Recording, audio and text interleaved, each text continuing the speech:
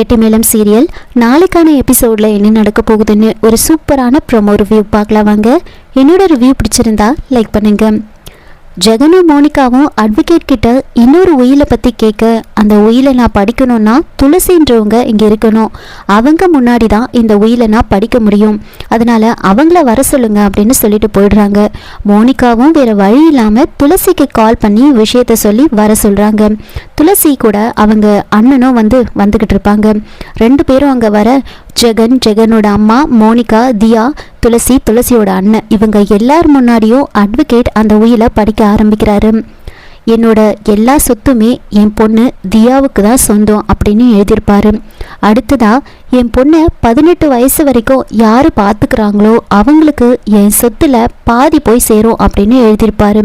அடுத்ததா அதில் துளசியோட பேரை மென்ஷன் பண்ணி என்னோட எல்லா பொறுப்பும் கடமையையும் அவங்க சரியாக செய்வாங்க அப்படின்ற நம்பிக்கையில் என்னோட அசையா சொத்து எல்லாத்துக்குமே கையெழுத்து போடுற அதிகாரத்தை நான் என்னோட சொந்த விருப்பத்தில் அவங்களுக்கு கொடுக்குறேன் அப்படின்னு எழுதியிருப்பாங்க.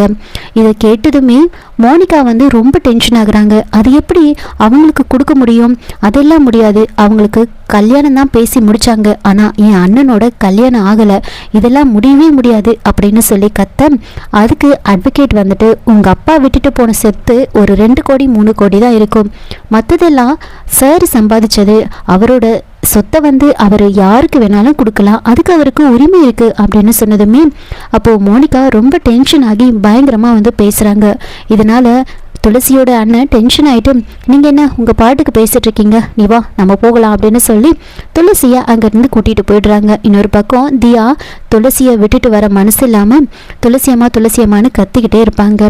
அப்போது அட்வொகேட் மோனிகா கிட்ட, நீங்கள் கத்தி ஒரு பிரயோஜனமும் இல்லை, இங்கே பாருங்கள், முதல்ல நீங்கள் அவங்கக்கிட்ட பேசுங்க, பேசி சமாதானமாக அவங்கக்கிட்ட கையெழுத்து வாங்குற வழியை பாருங்கள் அப்படின்னு சொல்லிட்டு போகிறாங்க.